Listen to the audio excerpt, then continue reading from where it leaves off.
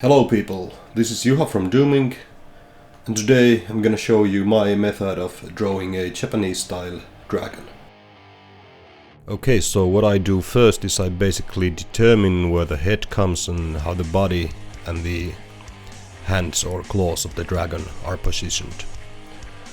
And what I usually do is I use quite light shade markers, like here a yellow or a orange. And I sketch stuff out pretty roughly. I'm not too worried about how messy stuff looks at this point, since I'm going to go over the piece anyway, again with a darker shade and picking out details and stuff. I roughly sketch out where the eyebrows and the beard and the mustache and stuff like that are going to be, but I don't worry too much about lining at this point, since they're gonna change until the point where I do the final lining with black ink. In my tattoos I usually use thicker lines and thinner lines in order to pick out the details in line work, and at this point I'm picking the thicker lines out in purple and the thinner lines out in green. I don't always use different colors, but for the sake of this video I show you how I do it when I want to be exactly certain where everything is for the time I begin inking. Stuff like belly scales I usually pick out in thicker lines, and then the regular scales are picked out in thinner lines, as well as the background stuff, wind and flames and clouds and that sort of thing that I don't want to be that is too dominant on the piece. So yeah, here you about have it. It's a sketch part. Pretty messy, but we can work with it. And the next thing we do is we put it on a light table, put a clear paper in top of it, and then basically just begin the final lining. I usually, once again, begin around the eyes. I don't know why, it just kind of comes natural and feels right. And I pretty much do the thicker lining first, at least for the area I'm working with.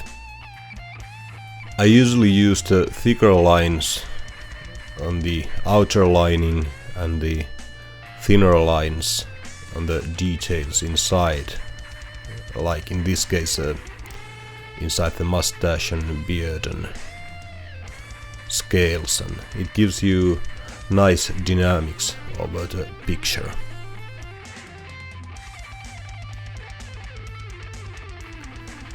There are no set rules on where to place thick and thin lines, and you don't always need both, but in some pieces like this I believe the variation in lining really brings the picture alive.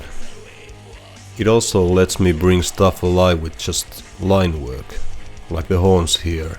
I border with the bold lines and then pick out the details in thinner lines, and it kind of brings them alive, as well as the eyebrows and the mustache part, and perhaps some of proportions on the face as well.